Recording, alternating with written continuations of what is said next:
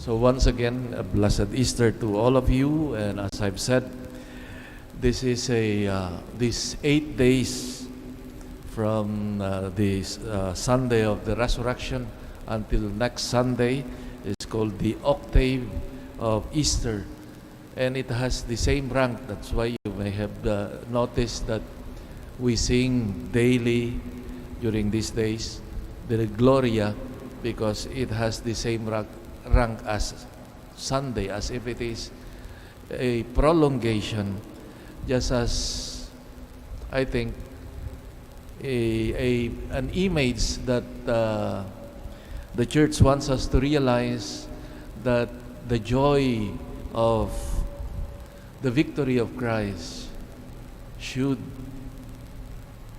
be prolonged, or shall we say, this is already an image of the eternal joys which has no end. So this is the first thing that the Lord, the church wants us to realize these days, that in the celebration of the Easter mysteries, the Lord wants us to, and the church wants us to realize that indeed God is calling us to that fullness of joy as it can be. It tries to celebrate in this earthly manner, in liturgical and ritual manner, now the idea of the joys that never end. Secondly, historically, these 8 days called the Octave, connected with Easter, is related to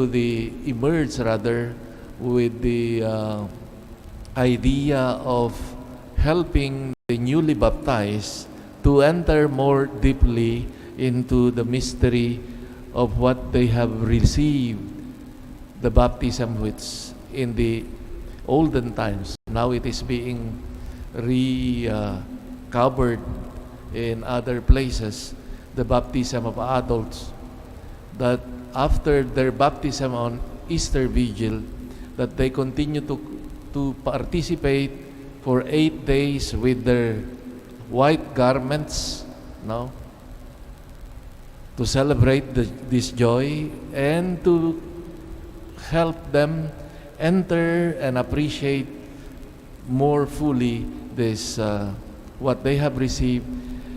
There is what they call the mystagogical catechesis. It is a catechesis in which they try to go back and reflect what they have received, like that they were submerged into the water, the deeper meaning of that, of what they have done, like the renunciation of evil, etc., in order for them to come and live and appreciate this gift from God.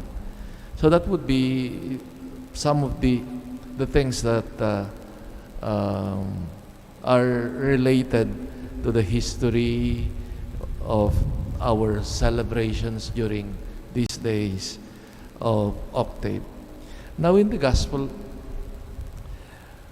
you notice that no one seems to have expected that Jesus would rise again. Walang nag-expect sa kanya na mabubuhay ulit. Like Mary Magdalene and the other disciples, for example, the women, they were there not because they were expecting Jesus to be alive. They were there maybe to express again their love. And in fact, there is a part of the narrative where these women were bringing this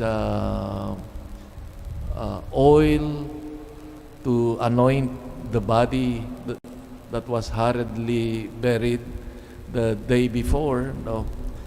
So there is this experience of of these disciples, close associates of Jesus, that they were not expecting Jesus to rise again. Also, one of the proofs for this is that they did not recognize the risen Lord. No. Mary Magdalene thought that Jesus was a gardener. No. But when Jesus calls her name Miriam in Hebrew, there she recognized him. She made that joyful discovery that he was truly alive, present indeed.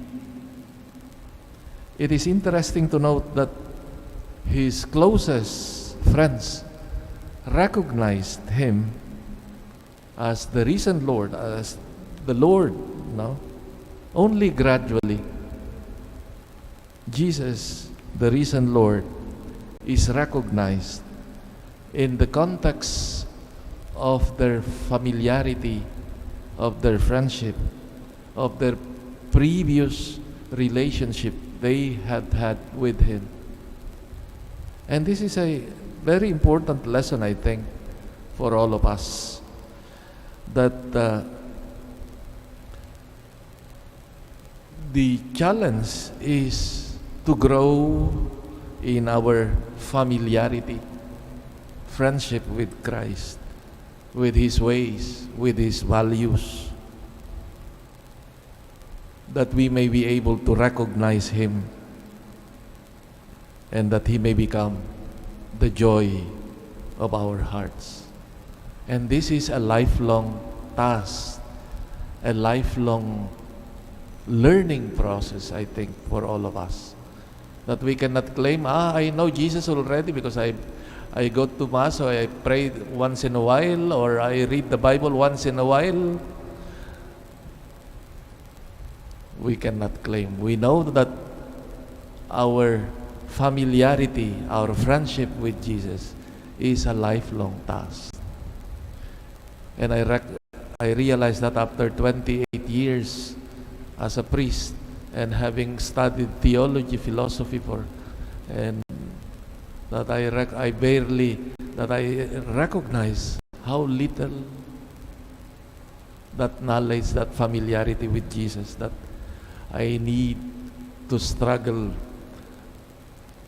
to know Him more with the scriptures, with theology, with the teachings of the church, the insights of scholars, to come to appreciate and love Jesus. So I think this one of the lessons that we can learn today, like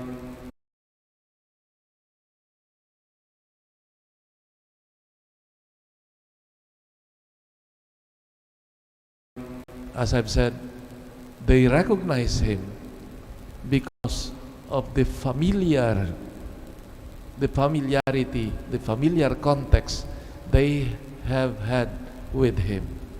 And it is only, I think, that Jesus would become the joy, the true source of our joy, like Mary, who found the risen Lord when we have known Him and have been made familiar or made this friendship with Him. We also notice that in this the encounter with the risen Lord, that became the force, the impetus that pushed the disciples to go and share the good news. I have seen the Lord, he said. And it summarizes the good news. What is the good news? It is enclosed in these words. I have seen the Lord, the risen Lord. Now, the Lord who has won over sin. and death.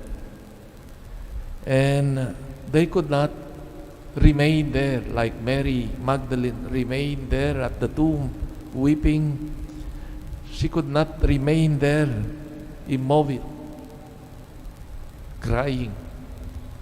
When she saw the Lord and when she heard His voice calling her Mary, she went to announce to the disciples of Jesus, "Now, I have seen the Lord." Having ascended into heaven, Jesus needs witnesses, and not only official witnesses, but also testimonies of people, ordinary people, that would be a source of strength for other people.